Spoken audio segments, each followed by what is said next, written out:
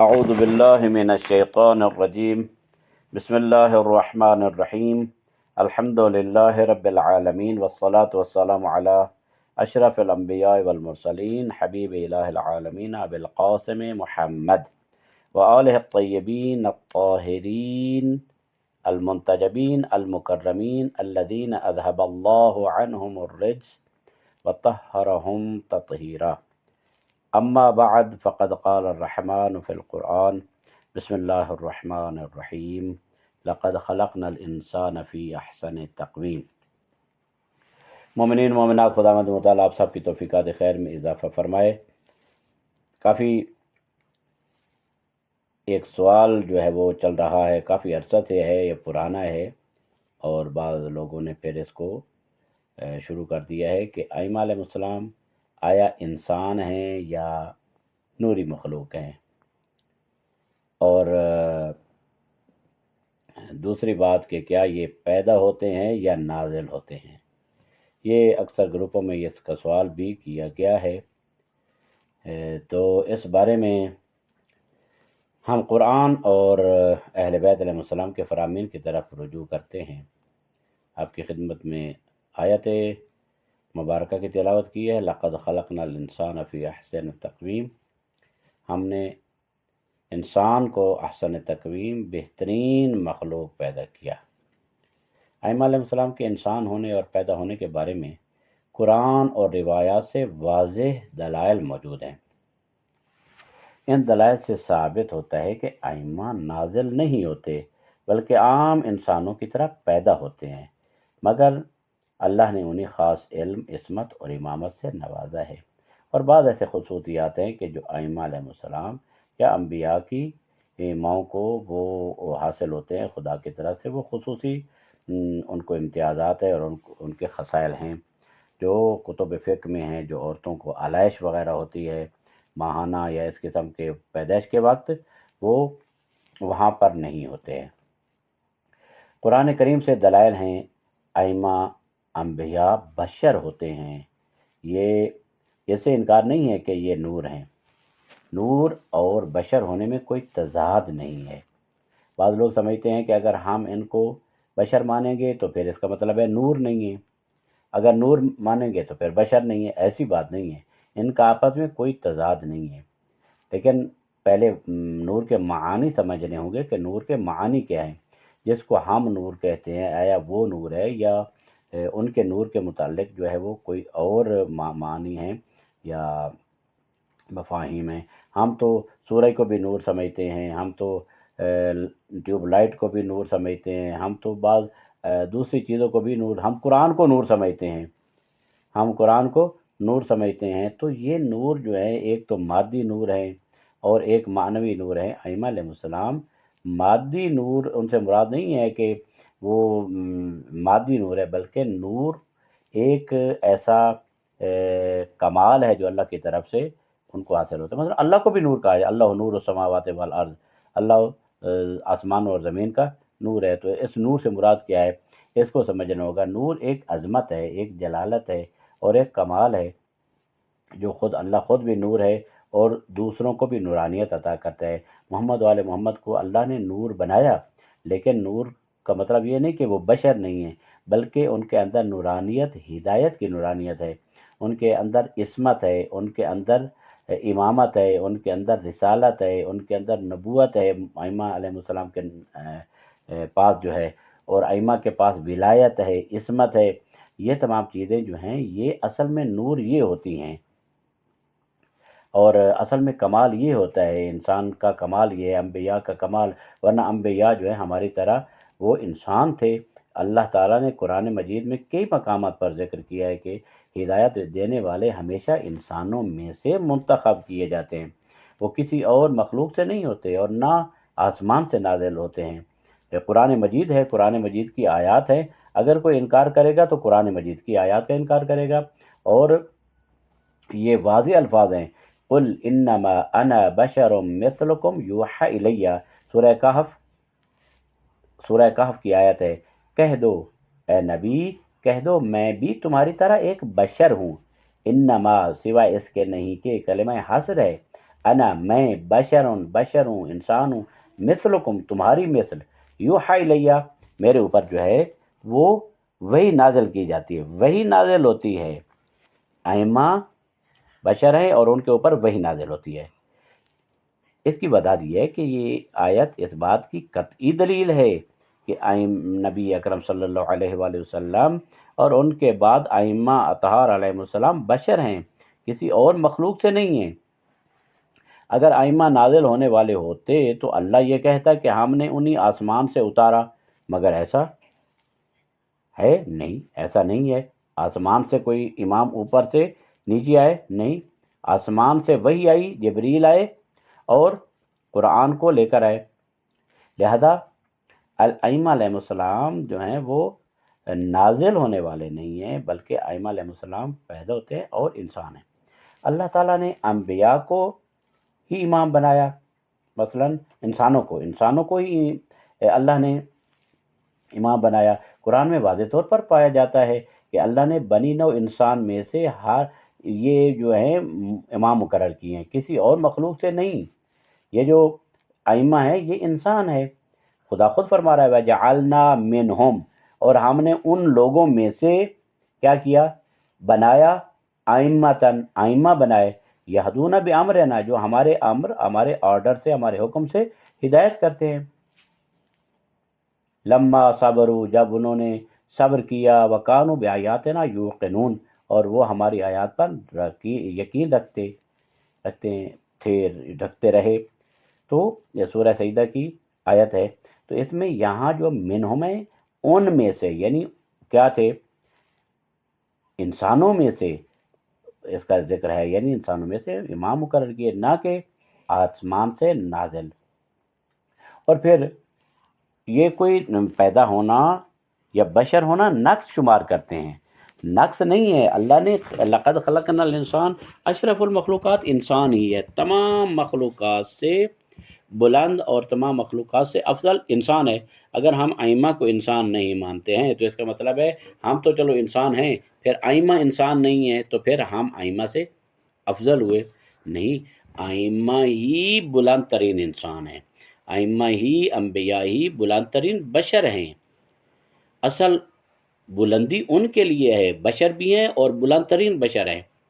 حضرت عیسیٰ علیہ السلام کے بارے میں قرآن مجید میں ارشاد رب العزت ہوتا ہے ان مثل عیسیٰ عند اللہ کمثل آدم خلقہ من تراب ثم قال له کن فیکون، یقیناً عیسیٰ کی مثال اللہ کے نزدیک آدم کی سی ہے، جسے اللہ نے مٹی سے پیدا کیا، پھر فرمایا تو ہو جا تو وہ ہو گیا۔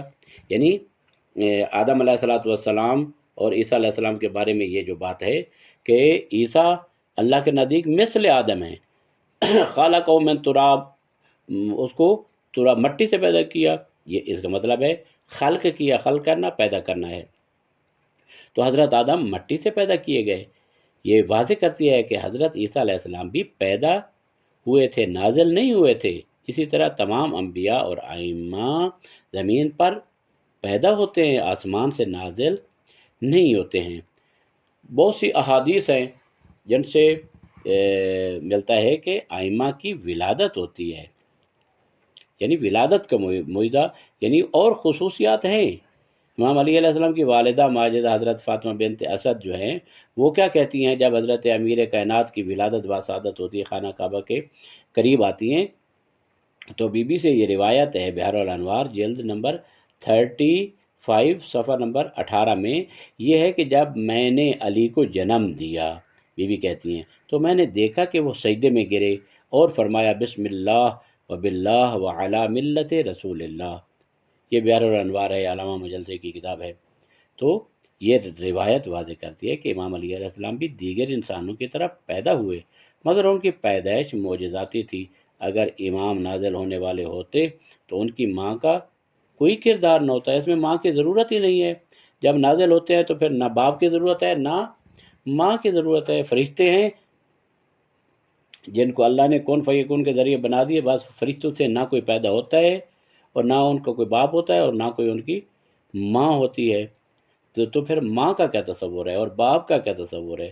تو پھر اللہ نے ایسے نازل ہی کرنا تھا تو ایسے نازل کر دیتا کوئی ماں باپ کا تذکرہ بھی نہ ہوتا، نکاح کا کوئی تذکرہ نہ ہوتا، محرم نامحرم کا کوئی تذکرہ نہ ہوتا، اولادوں کا کوئی تذکرہ نہ ہوتا کہ یہ فلاں کے اولاد ہے، امام حسین علیہ السلام مولا علی علیہ السلام کے فرزند ہیں، تو حضرت زہرا سلام اللہ علیہ پیغمبر اکرم کی بیٹی ہے، تو بیٹی ہونا بیٹا ہونا یہ کیا ہوتا ہے؟ یہ توالد و تناسل کا سلسلہ ہے۔ امام مہدی علیہ السلام کی ولادت کے بارے میں امام حسن عسکری علیہ السلام کا فرمان ہے، یہ بھی ایک دلیل ہے۔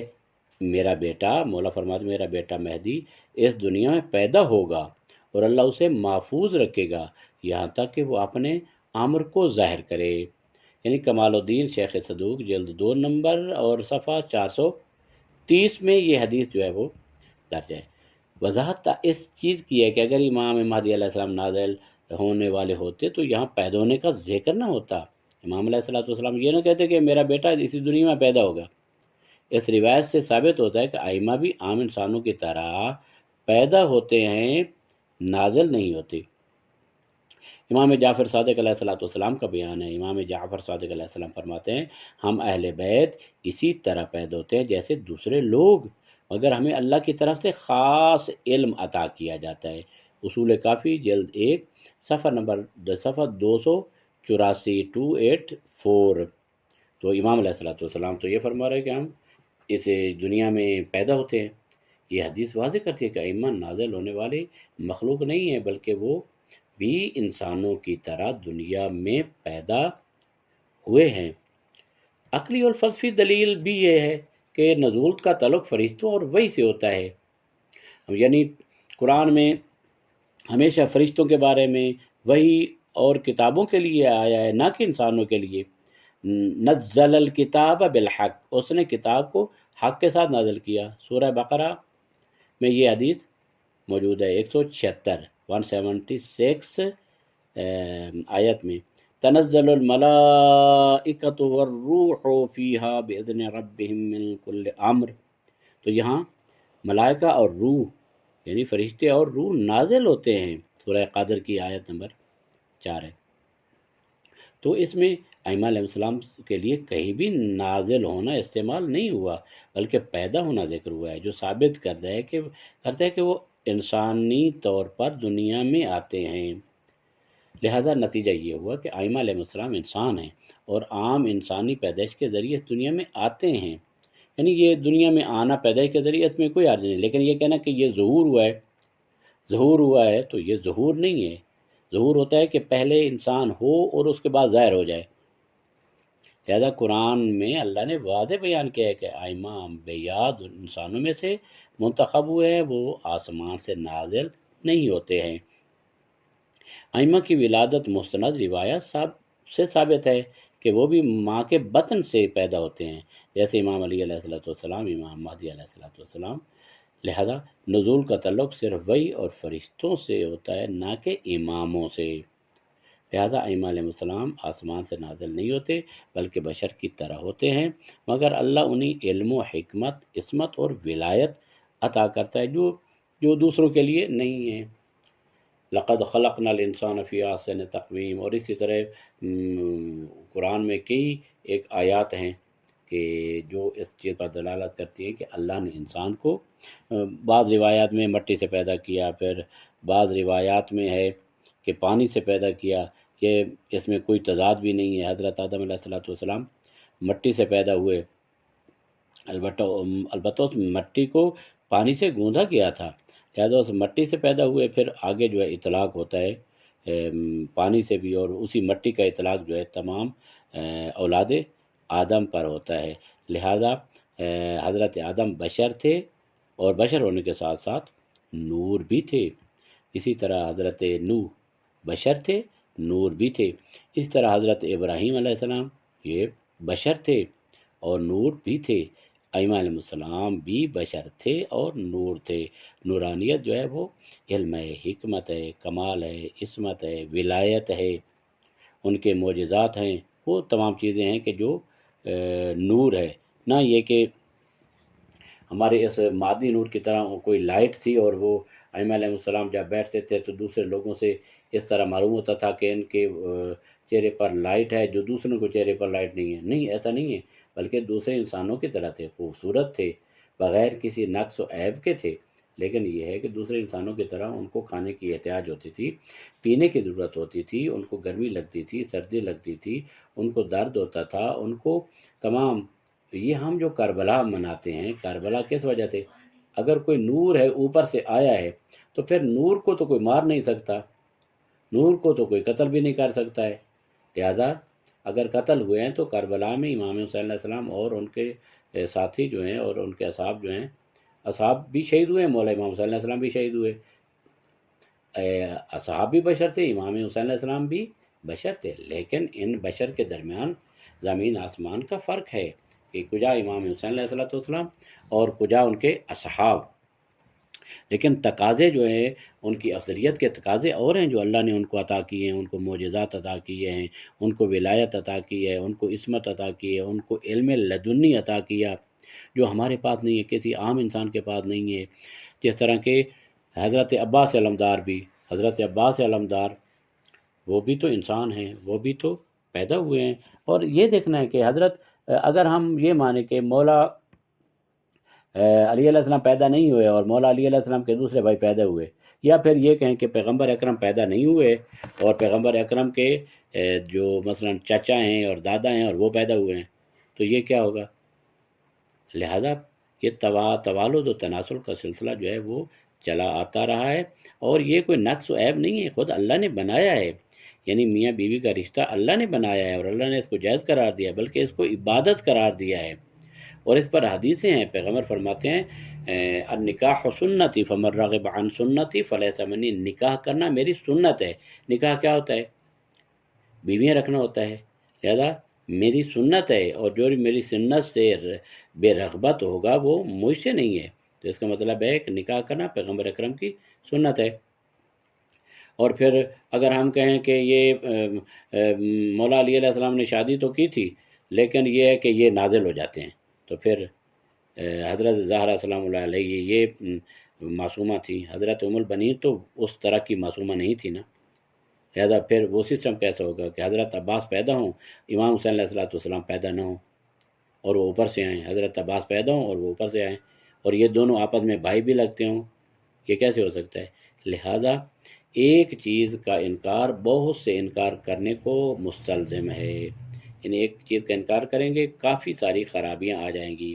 لہذا ہمیں چاہیے کہ ائمہ کو انسان بھی مانے، بشر بھی مانے اور نور بھی مانے، اور وہ عظمت جو اللہ نے ان کو عطا کی وہ ہماری قدرت سے باہر ہے، ہماری استطاعت اور ہماری عقلوں سے باہر ہے کہ اللہ نے ان کو کون سی عظمت عطا کی ہے.